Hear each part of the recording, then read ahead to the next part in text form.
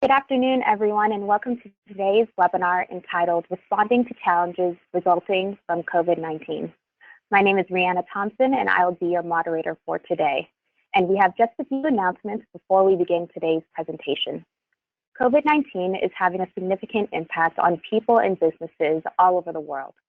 In this webinar, we'll be joined by a panel of members from Illumity who will be sharing some insights and takeaways to help make your enterprise more resilient given the current climate.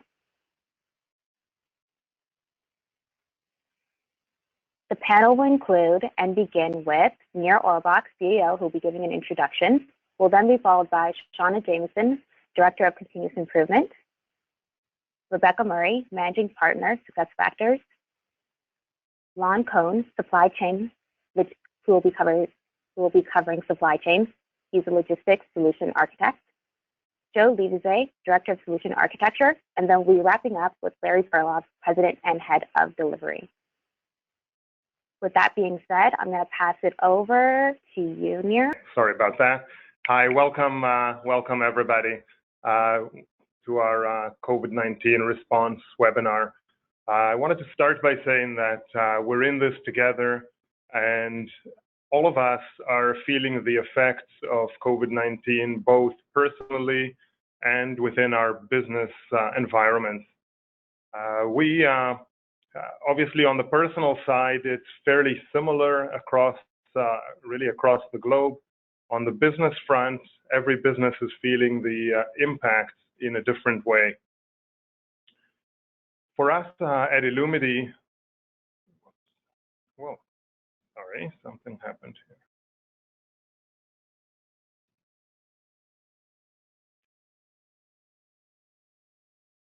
Okay, for us at Illumity, this is what drives us always and in times of crisis is our core values and long-term thinking, and that's what fuels all of our behavior. What we're looking to do for you, our customers, is to think about and help you operate efficiently and thrive in the current reality, in the recovery stage, and ultimately in the new reality that will follow this pandemic once we're back to whatever that new normal is going to look like. What we're doing to help is tasking our solution architects and industry experts to talk to you, our customers, understand the challenges you're going through right now, discuss future ones, and try to anticipate the future challenges that we're all going to face as we continue through this pandemic and as we begin to emerge from the pandemic and the social isolation measures. We're socializing those ideas both internally and with you, and coming up with solutions for the above. As a starting point, we are introducing discounted client offerings specifically focused on dealing with and emerging from the current reality. So we're going to be talking about those through this webinar. And in addition to that, offering some free of charge expert time to provide customers with weekly guidance and ideas, and hopefully some quick wins as well for you within your SAP environments and businesses as you are working through this yourselves. In addition to that, we're increasing communication with our customers and staying current with the challenges so that we can continue to adapt our offering as time goes by and ensure that we're staying relevant and able to serve the needs of you, our customers, on an ongoing basis. I wanted to start by sharing a little bit about the experiences that we've had to date with regards to remote project delivery, which for us, we're fortunate to be in the position that pretty much all of our work can be done from remote locations. And early on during this crisis, we mandated that our teams work entirely remotely with our customers and also for all internal operations. And Some things that we've learned over this last month or 6 weeks now is firstly to use as much video as possible. This is something we've mandated for all our internal communications between staff and also for our communications with customers. And we feel that it's having a profound effect and significantly better than just voice alone because it enables people to see each other's facial expressions and body language and understand whether someone's truly getting the message that's being conveyed and helping us to make sure that we're understanding our customers effectively in those conversations. When we facilitate meetings in large groups or small groups, we also use this technique, although when we're in really large groups, we've found that the bandwidth limitations are such that we limit the speakers to be the ones who share video, whereas in small group sessions, we're having everybody share videos so that you can see everybody's faces. And if you're sharing screens as well, then often it may just be a single individual, but again, depending on the setup. The other thing we've found extremely useful is the recording of sessions for future reference. There are many times where during projects, depending on the phase, the discussions that are taking place are such that there can be significant benefit from being able to revert back to the conversation to double check some of the facts of the discussion, or if someone had to be missing from the conversation, they're able to watch the recording later. And in cases like training of end users, this can be extremely valuable. To give additional examples, we have projects at pretty much every stage of life cycle of an implementation. And recently, with one of our larger customers, we went through a very successful sprint playback, demonstrating to with over 40 attendees, demonstrating solution that we came up with and that our team was presenting for sprint 1 of a project. And in order to have that succeed, what we found is that we needed to have session facilitators that, especially in this kind of large group format. And also in this case, we limited the number of people who were able to ask questions by voice to those that were the most critical resources, so probably a group of about 12. And the rest of the community were able to ask questions via the chat and have those handled through the facilitator to ensure that everybody's questions were addressed in an efficient way. And that worked out extremely well, and again, recorded so that we have the session for future reference. We've also had several other customers where we've entered into user acceptance testing, and in spite of initial reluctance by companies feeling that this could be challenging, we've found tremendous success in this area as well. Detailing in some cases, having small group teams conducting tests, and at the end of the day, having the entire team review full end-to-end integrated test scenarios. And throughout the day, having our consulting team in a virtual war room so that they could urgently resolve defects required for testing of those and to allow for the script to be able to continue to run through the day. So just wanted to share those. Those are some examples. And in the next week or so, we have our second go live actually during this remote period with a fairly substantial business unit. And our teams are prepared for that and looking forward to go through that and also learn lessons from that experience. So continuing really across all stages of projects. With that, I'd like to hand over to Shoshana Jameson, head of our continuous improvement program at Illumity. Thank you, Nir. We've been speaking to you, our clients, to understand what you're struggling with as a result of COVID-19. What we've been hearing from you is that the transition to enabling employees to work from home has been disruptive both from a technology and availability standpoint because systems and tools were not in place. For our mining clients, we've learned that shift reductions have been required to ensure safe travel to and from the mine site.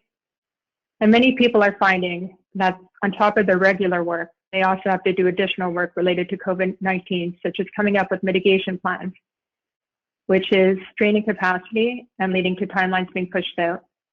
And not surprisingly, with many physical stores being closed, online sales are increasing. We've also been reviewing our support tickets, and what we found there are many HR requests asking for additional codes to be set up to be able to segregate absences and layoffs due to COVID-19.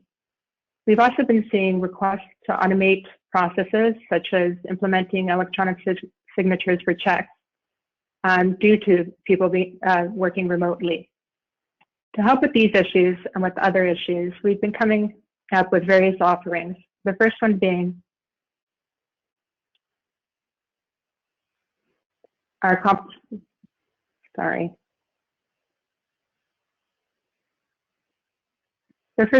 complimentary COVID-19 Business Advisory one-on-one discussions. These are hour-long discussions with Lorraine Howell, our Vice President of R&D, and myself. And during these discussions, we'd like to understand what are the obstacles you're facing due to COVID-19? Where do you feel vulnerable due to COVID-19? And we'd like to work with you to develop innovative solutions for those issues. To schedule these sessions, please contact me directly. My contact information is in the bottom right-hand corner, and we will be sending this webinar deck to you early tomorrow morning, or you'll see in the handout section that you can download a PDF of the deck right away.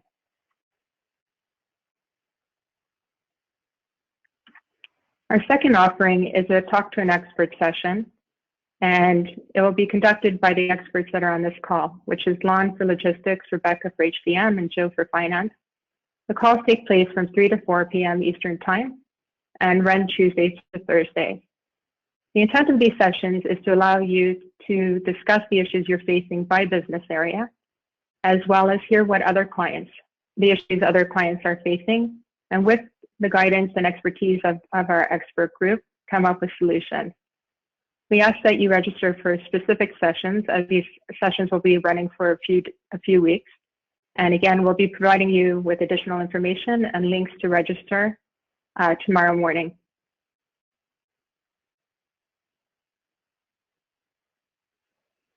We've also been reviewing the COVID-19 offerings of our partners, specifically SAP and the United VARs. United VARs being a leading global alliance of SAP service providers, of which Illumity is a member. On the SAP side, they're offering a Remote Readiness and Productivity Academy online learning course that we believe anybody who's working remotely can benefit from, as it covers how to establish a safe and hygienic working environment at home, how to work effectively in a home office, and how to manage an engaged and productive remote team. The course is being offered until June 30th and can be accessed at this link. And on the United VARs side, one of the members has developed an HR checklist for dealing with COVID-19 that outlines 6 steps to protect employees, manage business risk, and maintain engagement. And again, can be found at this following link. We've also been brainstorming internally how we can help you directly. From a people perspective, we recognize that employees may be off sick with COVID-19. They may be looking after a sick relative. And in a lot of cases, many employees are only able to work reduced hours because many have children that are home from school. To help, we feel we can train others in your organization to perform their role, or you can have an Illumity resource step in to fill the gap and perform transactions on their behalf. And we anticipate that many clients will need help with month end, and we're here to help. From a process perspective, we can help with mapping new COVID-19 related processes into SAP. Again, with many people working remote, many companies are finding they need to change from a paper-based process to electronic, and we can help with that. There are also many companies stepping up and retooling their manufacturing to supply COVID-19 critical items such as PPE to healthcare workers and grocery store workers. And we can help with mapping these new manufacturing processes to be executed in SAP. From a technology perspective, We want to remind you that we have ad hoc support through our Application Management and Enhancement Services group, and we don't require a certain monthly threshold to be able to enter a ticket and obtain support. We've also been developing technical solutions in the area of agent finance, which we'll be covering next with you, and we are mentioned at discounted rates. First up, we have Rebecca to cover the HR COVID-19 impacts and our recommended solutions. I was just saying that the current health situation has really changed the way that many of us work. I know myself, I'm working from home pretty much exclusively, and some of you out there may also be seeing some reduction in team sizes. You may be seeing some change in shift scheduling. So just a different work environment than people have been used to encountering. And with those changes, we need some additional or enhanced ways to keep our employees engaged, ways to communicate information to them about maybe company policies or changes or response plans, ways to ensure that they're able to be successful in their jobs or their work activities, and then overall just a way to stay engaged with them to make sure that they're doing okay and that they're healthy and safe. And so a lot of what we can do can actually be accomplished by using some tools and solutions that you may already have in place and just going ahead and adopting them just a little bit. So let's go ahead and take a look at some of the ways in which we can use existing technology to engage our employees.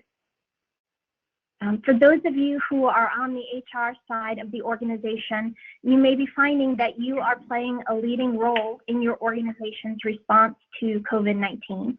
You may be on the panel or group that's coming up with responsiveness policies, as well as trying to help ensure the health and safety of your team members. And so you may be the group that's tasked to provide or push out that company information. And we're seeing SAP JAM as being a really great tool in order to disseminate that information. It's a single place for employees and managers to go to get company updates and news, to get policies around the responsiveness to the pandemic, and perhaps also to link to some things such as benefit plans or health and safety tips. So for those customers who are utilizing SAP JAM, we're seeing an increased interest in creating special pages or groups specific to COVID-19 and that organization's particular responsiveness protocols. So I highly encourage you to take a look at either adopting this technology or adapting this technology in order to have a nice, convenient way to relay information to employees, especially groups of employees that maybe don't have email addresses or don't have company email addresses. This is a nice way for them to be able to go and actively receive information and updates. Another thing that we're seeing is that we need a way to be able to track which of our employees are perhaps out on sick leave as a result of this virus. Perhaps we have some local compliance rules in different countries that would allow for some tax incentives or government-sponsored leave programs for people impacted by the virus. And perhaps we need to have some different pay types or pay codes associated in our system so that we're making sure people are being paid and their sick time is being allocated correctly. So for those of you who are running SAP SuccessFactors, if you're running Employee Central, we're putting in for many of our customers just a new section on the basic employee profile where someone can go in and self-select that they are ill, give a reason, give a status, perhaps a start date and an end date, and any other supporting information that may be helpful. If you're not running Employee Central, but you're still running SuccessFactors, we can actually do something very similar on the basic employee profile, or just as simple as putting a tile on your homepage where employees can go in and link to an area within your organization where they can provide that information. We can also set up some new time types so that employees who are requesting time off due to the virus can classify that appropriately. And that same protocol or paradigm, of course, holds true for those of you running HCM either in ECC or in S4. You can also make updates to your absence and payroll codes And if you're using the Fiori tile-based homepage, then you can put custom tiles on that homepage as well. The idea being that if we're putting things in front of our employees, they're more likely to be able to go ahead and utilize those tools and provide that needed information back to us. All of this information, of course, can then be pulled into basic reports that give your organization some statistics and some data to be able to work with. Perhaps gaps that you need to fill, or again, back to that compliance piece in case there are any tax credits or reimbursements that your group may be eligible for. With those work changes, I mentioned work from home, and I know all of us at Illumity are in that particular mode for right now. And for a lot of organizations, it happened pretty quickly that we were in the office one day and then the next day we were being asked to work from home.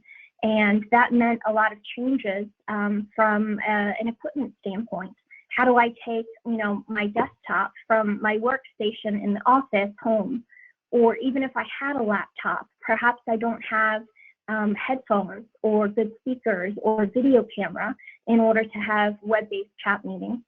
And so what we did for some of our customers was utilize SAP SuccessFactors in order to create a work from home equipment requisition form. It was a little bit of out of the box thinking, but we utilized the performance management module, which at its core is just a form where you can input information and send it along in an approved workflow process. And we tailored a form to allow employees to go in, request equipment, indicate where it should be mailed or sent to, a manager approval, and then ultimately routing to people either in procurement or operations who could fulfill that particular request and mail the equipment out. And again, all of that information could be gathered right into reports so people could see what equipment was being purchased and sent out. Now, if you're not using performance management, it could just be as easy as putting a tile on the homepage, whether that's SuccessFactors or a Fiori-based ERP homepage. Have it be a mail to tile, and perhaps that goes to a manager or directly to facilities or operations, whoever might be fulfilling those particular requests. But again, just making it an easy way for employees to communicate to you what it is that they need in order to be successful in their work roles. Another challenge that we're seeing, and I'll admit it impacts me from time to time as well, is just how to keep employees engaged in their work. How to make sure we're clearly communicating what work objectives should be accomplished that week, making sure tasks are aligned from team member to team member, and overall just ensuring that people are really completing their tasks and staying on target. And for that, we're deploying out continuous performance management to many of our customers. It's an informal tool available within SuccessFactors that allows employees and managers to set some basic tasks that will be accomplished within a time period. We can put in updates, give and provide feedback, and managers can make notes for coaching or things that need to be improved upon. And this application can also be opened up to other team members if you wanted to make this somewhat more of a collaborative tool. What we're finding is that teams that were used to sitting side by side and working together still have the need to be closely engaged, but of course we're working now in a remote capacity. So having a tool like continuous performance management is still helping to facilitate that closely working paradigm.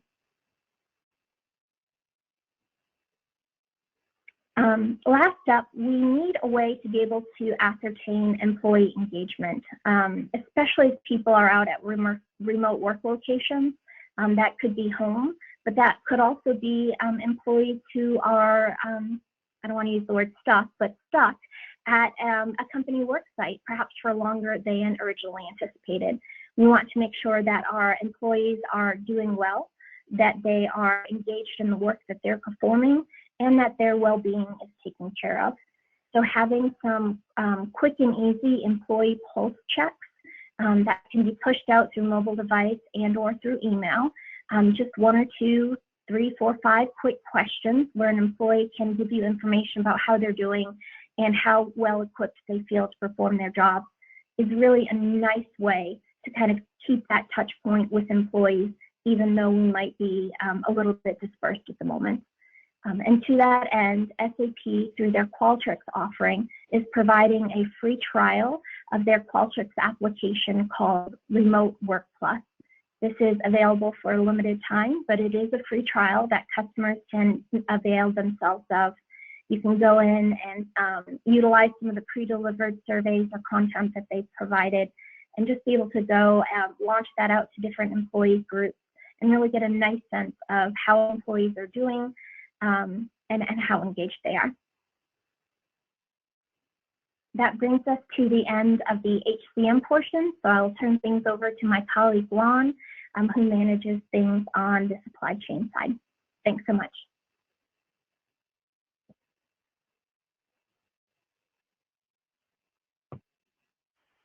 Thanks, Becky. I appreciate all of you guys taking the time to attend this.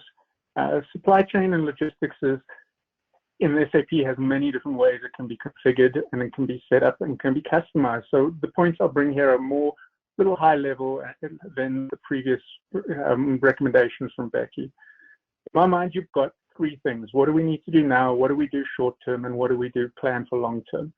In the short term, have a look at things like plant calendars. Have some of your plants shut down, or some of your shifts running shorter hours? Have a look at the utilization categories in the work centers. Make sure they're accurate, otherwise the results that the system's kicking out is going to start to become unreliable and you lose faith in the system. Also look at your purchase order release strategies and your purchase requisition release strategies. Have the financial reins tightened? Are you not able to spend as much? Is there a new workflow that needs to be developed? These are things you can look at, we can help you with, and that you can look at yourself and change to what we needed to reflect today's world. One of the other things that SAP is offering is a free 90-day trial of the Ariba network. If you're looking for other sources of supply in this, at the moment, or if it's just something you've thought about having a look at, it's a good opportunity to go out there and have a look, try it out for a while it's free.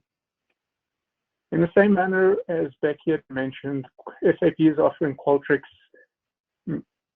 survey tools to allow you to poll your customers and your vendors, get a feel of how they're doing, how they feel, just a quick, easy way to reach out and touch and understand how they're doing. A little longer term now, you're starting to look at what else do we need to change, what else do we need to affect. There are a lot of settings within the system that will dictate your planning.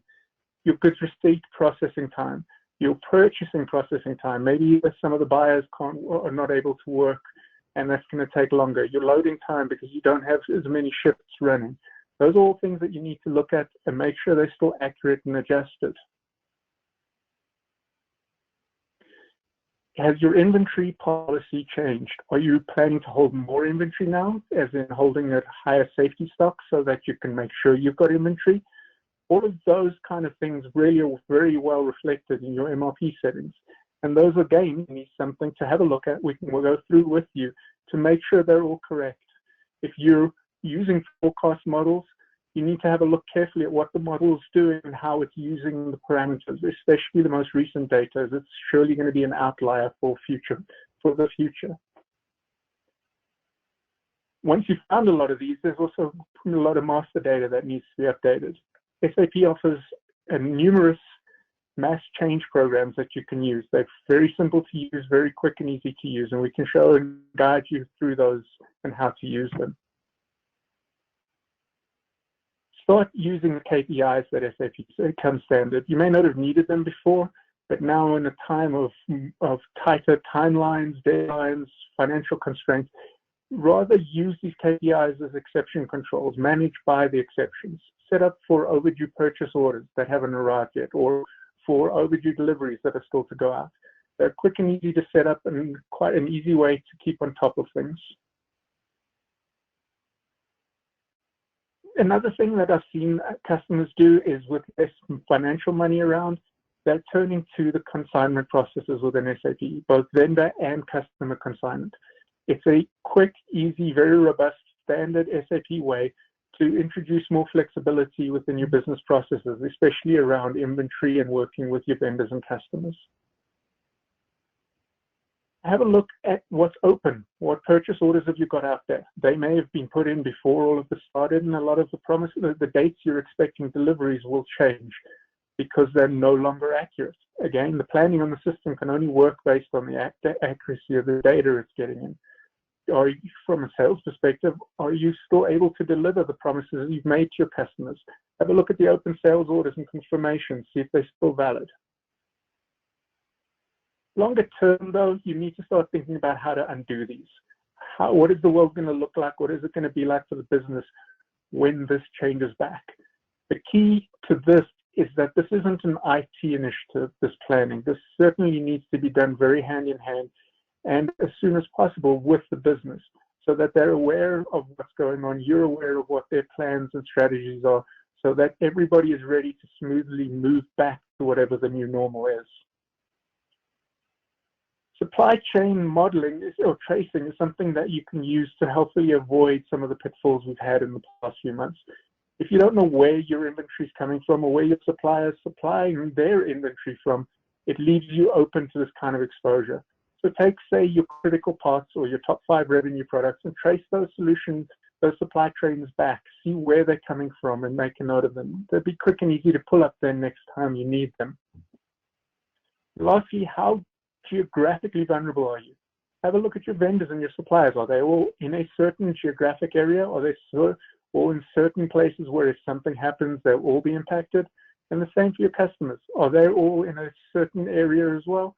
Have a look and bear it in mind for future when things occur, and you can keep an eye on the news and how it's going to affect you a bit more. That's pretty much it. Hopefully I'll talk to you guys during the expert sessions, but I'm going to pass it on to Joe for the financial piece now. Okay, thanks, Lon. I'm going to talk about the finance piece here. And if I, let me just get the control here and go down to my first slide.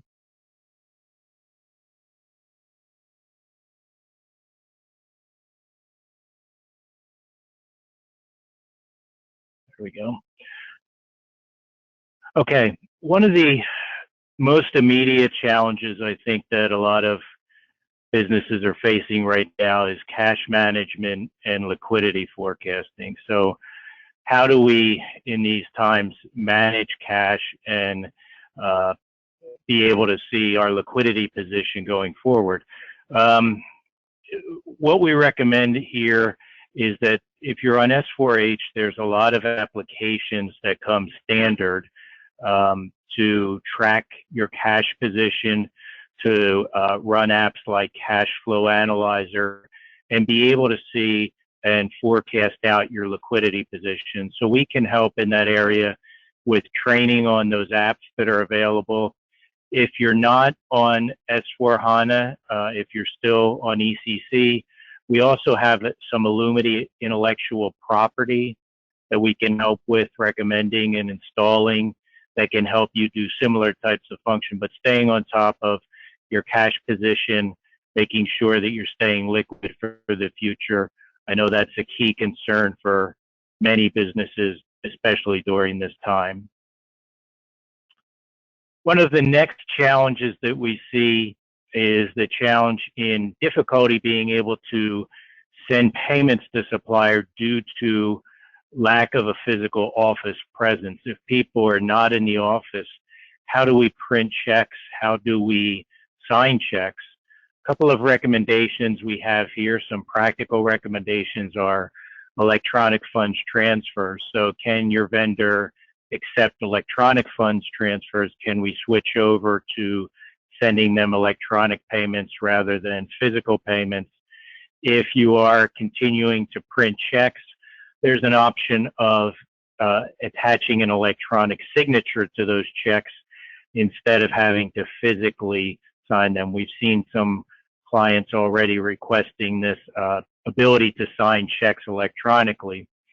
Another option to consider in this area is really outsourcing of your check printing. If you're printing checks in-house and you're dependent upon people being in the office, you may consider switching over to having your bank process those checks. And we do that for a lot of clients where we send the file to the bank, an electronic file to the bank, and the bank then takes care of all of the physical printing of the checks.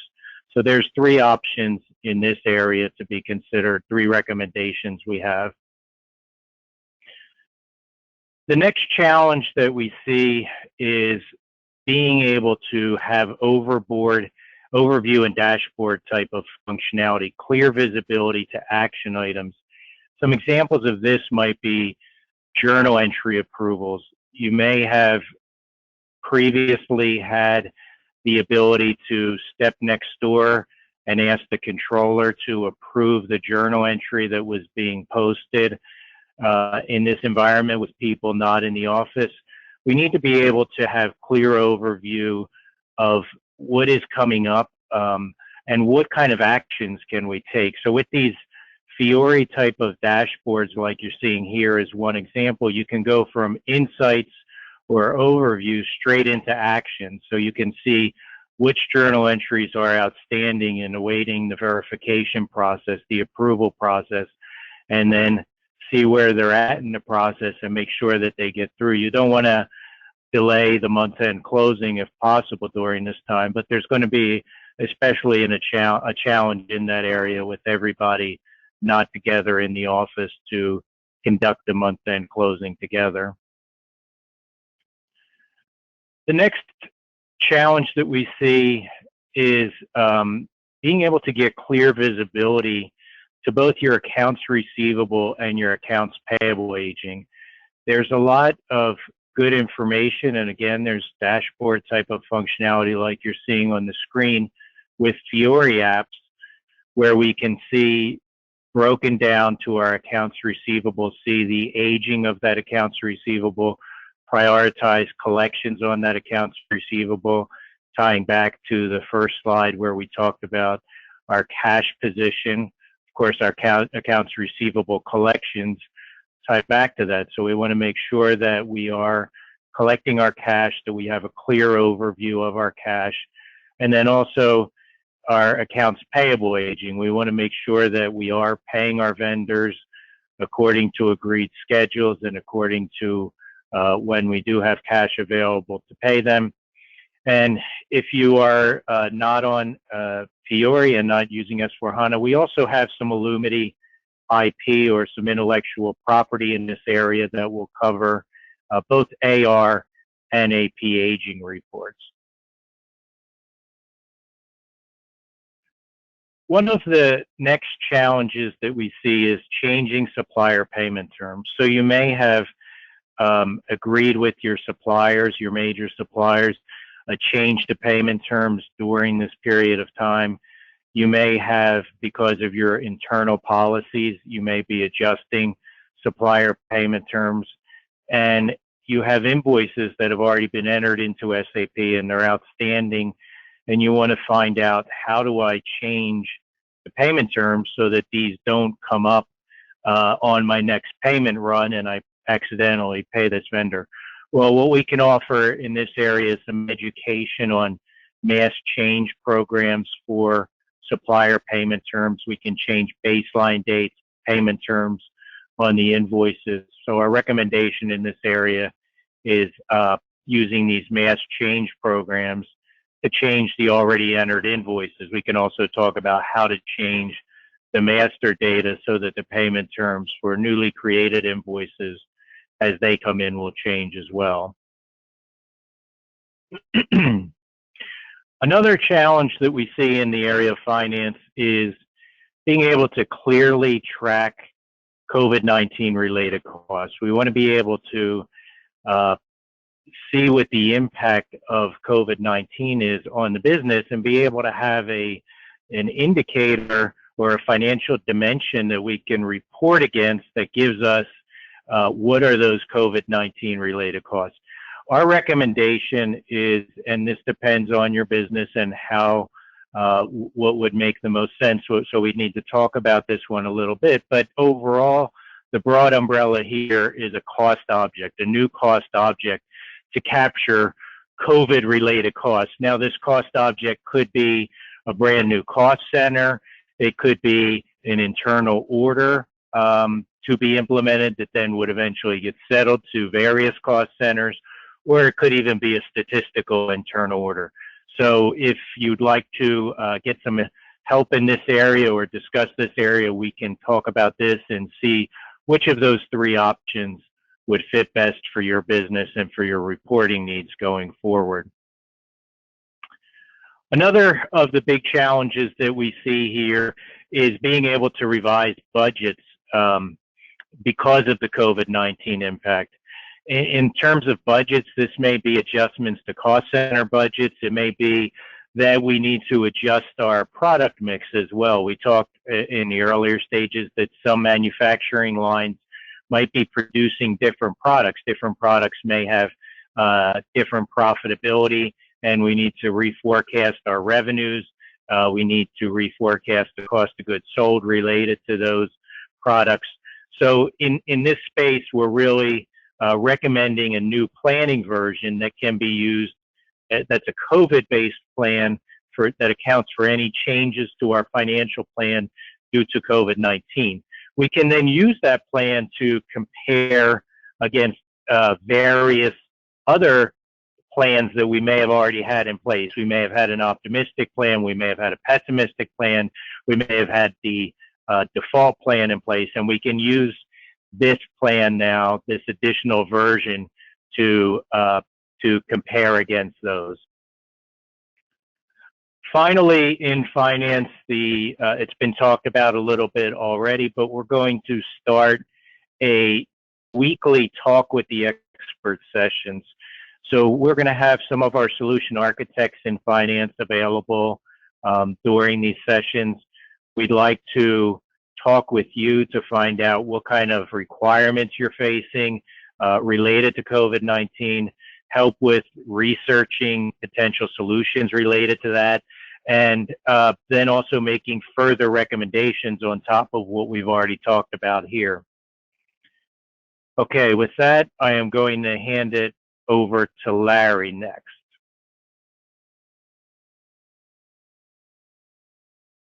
Thank you, Joe.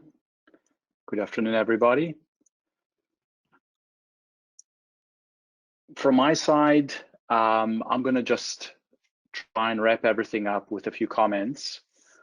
So first and foremost, I just want to reiterate what's probably obvious, but the key dilemmas that are facing executives and many managers and leaders within companies during a crisis are not completely dissimilar to the dilemmas we face as individuals. It's the dilemmas between us and them, and now and later. So that perspective is really around thinking about us, our families, our employees, our company, as opposed to thinking broadly around our ecosystem, our customers, our suppliers, and sometimes even our competitors. And then, of course, the time horizon, now versus later, short term versus medium term or long term. In a crisis like this, we don't really have a sense for what tomorrow holds, what later looks like. But what is clear is when we are in crisis mode, the instinctive first thing to do is to go to the top left quadrant and be in us now mode. And that very narrow perspective is needed for just the dealing with the situation. But inevitably, to truly come out of the crisis and to recover from it or thrive in spite of it, we need to get to the bottom right. We need to overcome the short term and the internal view and really get to the point where we're thinking a few moves ahead, where we're thinking about the overall success of the network. We have codependency on so many entities, and we also have to be thinking about how are we going to be behaving in the future. And in that context, when we think about essentially the four main phases of the crisis, where phase 0 is the old normal, phase 1 is our current reality, 2 is the recovery stage, and 3 is the upcoming new reality. The situation we face is, well, in phase 0, it's the old assumptions, the old processes, the old norms, the old configuration of our system. And of course, there is no response. That was business as usual. But in phase 1, for instance, which is the phase we find ourselves in now, we're facing a situation of a health crisis, social distancing, our operations are disrupted, our customers' operations are disrupted. In many cases, companies have completely shut down and have lost full inertia, which will be extremely difficult to restart. And the response to that is, of course, as I've mentioned before, inevitably we start with, the equivalence of hoarding toilet paper. We're in survival mode. We're going into a defensive position. We conserve cash. We conserve all our scarce resources, and we begin to take actions that we may not want to do under normal conditions: furloughs, layoffs, etc. We're pivoting, we're adapting, we're changing our business model, we're working from home, and if we can at all continue working. Some companies don't even have that luxury. The recovery stage is a tricky one, because the key to that is that we are out of the health crisis, or it is largely diminished. But what we're now facing is a supply chain crisis, because in many cases where the supply chain links have been broken or have reduced, restarting those is not a triviality. That will, of course, inevitably lead to an economic crisis and a financial crisis. And as companies are trying to restart, one of the biggest mistakes that they can make is assume that as they're restarting, they can go back to the old assumptions and the old processes, because that's simply not going to work. The other thing is the fear of the second wave. So we're not really all in. We're always worried about what's coming to potentially bite us. The response, of course, is we have to get to them and later. We have to get to the perspective of the network. We have to get to the broad view, and we have to be thinking 3, 4, 5 moves ahead. How do we adjust? How is our business going to be different? What capabilities do we need now that we didn't need before? For instance, several of my colleagues have spoken about moving to digital, eliminating the paper, the ability to work remote, the ability to work in an environment where knowledge workers can be off-site and not sitting across the cube wall from one another. So the new thinking around logistics, HCM, and financials is just the tip of the iceberg. We need to be thinking about how will our business pivot, how are we dealing with that restart mode, and how are we going to be able to get to phase 3. And then, of course, in phase 3, we are going to be facing new assumptions and norms, because as Nir mentioned in his opening remarks, the new reality is very likely going to be quite different to what we experienced in the old normal. We know there's going to be sustained decentralization, and we know we need to be prepared for anticipate additional disruption, whether it's a second wave of COVID or other elements of our supply chain and operations that we simply can't anticipate, or we can't even imagine. We need to be prepared to be agile and respond. And the way we do that is ensure that our system and our processes enable that agility. We need to improve our decision making. We need to be able to make fast decisions. We need to be able to have some scenario planning capabilities.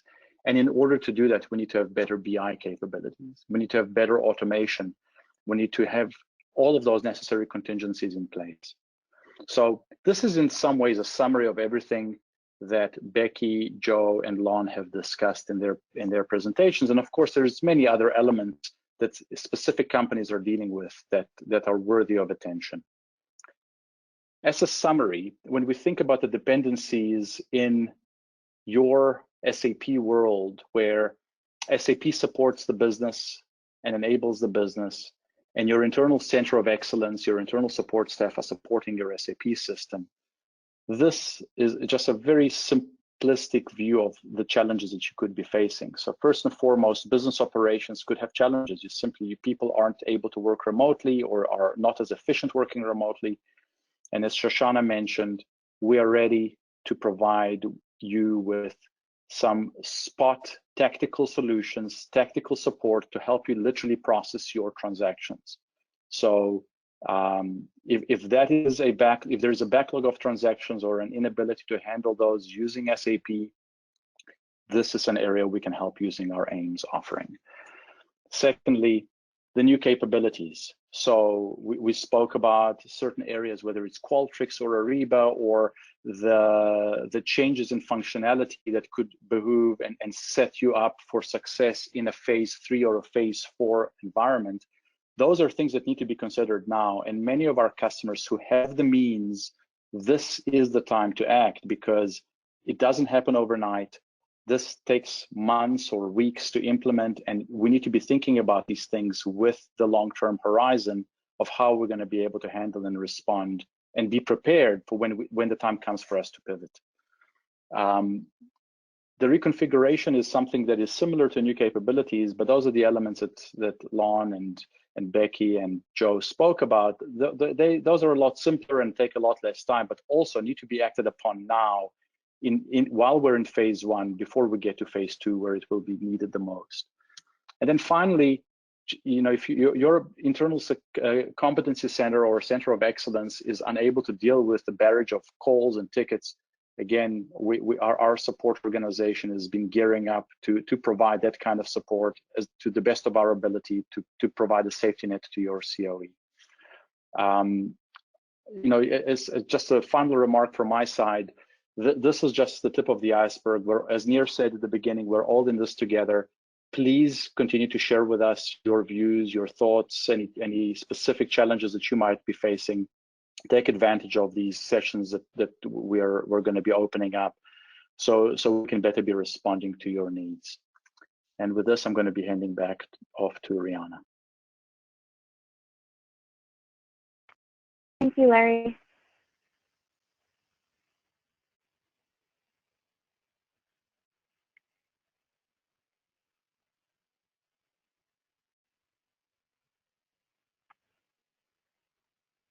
So with that, I just want to give a quick recap to some of the offerings that were offered today throughout the session, and give a big thanks to our panel of guests who shared some great insightful information.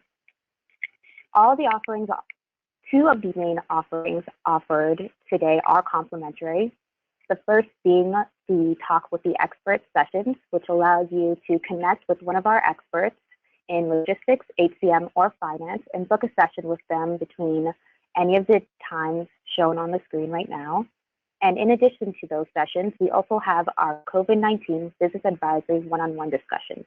This is also complimentary, and this will be offered by Shoshana, the Director of Continuous Improvement, and Lorraine Howe, our VP of Research and Development. With that being said, I want to transition us over into our Q&A session since we have a bit of time left. If you have any questions right now, feel free to begin typing them into the question panel, and I will begin pulling those up now. I know we have a few that are already set up and good to go.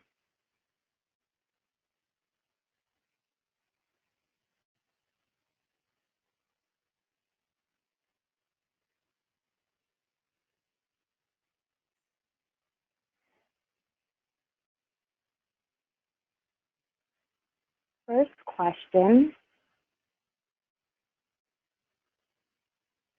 is, in terms of supply chain, and whoever knows the answer can feel free to jump in, or if you'd like to elaborate further on another person's response, feel free as well. But in terms of supply chain, you mentioned looking at MRP settings for matching inventory holding policies. Can you explain that a little bit more? Sure. Your MRP settings are going to determine how often you buy inventory, how much you buy.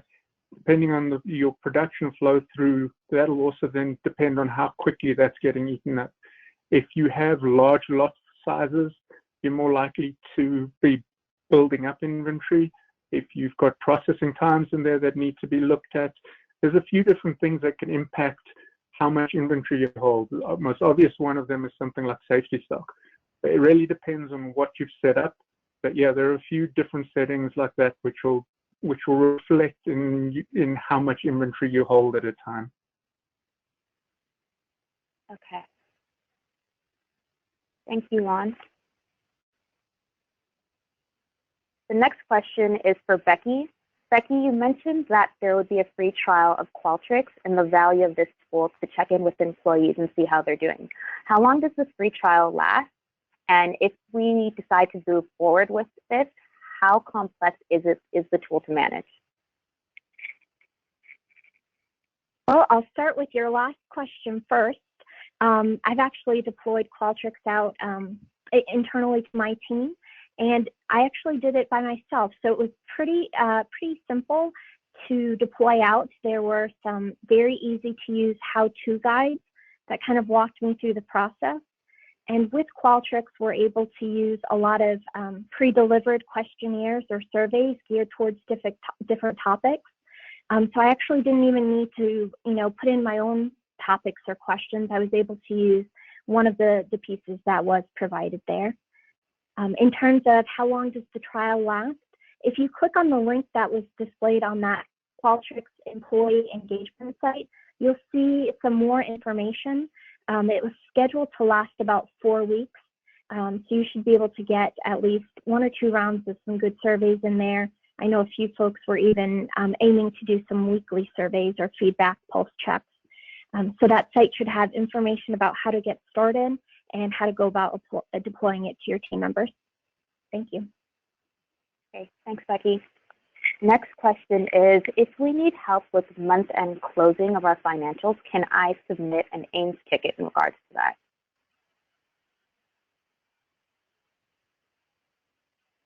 If you're already an AIMS client, then absolutely. If you're not an AIMS ticket, then you can contact me and we can get you set up. And it's Shoshana speaking. Perfect. Thanks, Shoshana. I have one more question here for Joe. You mentioned that S4HANA offers a lot of standard applications to track our cash position. Could you elaborate on a couple of those possibilities? Yes. So there's a cash flow analyzer, and behind that we can look at our future. There's reporting there that can give you, looking at a time frame, you put in the selection there, the time frame, how far out you want to go, and it can show you what your cash position should be based on what your outgoing payments are and your predicted incoming payments.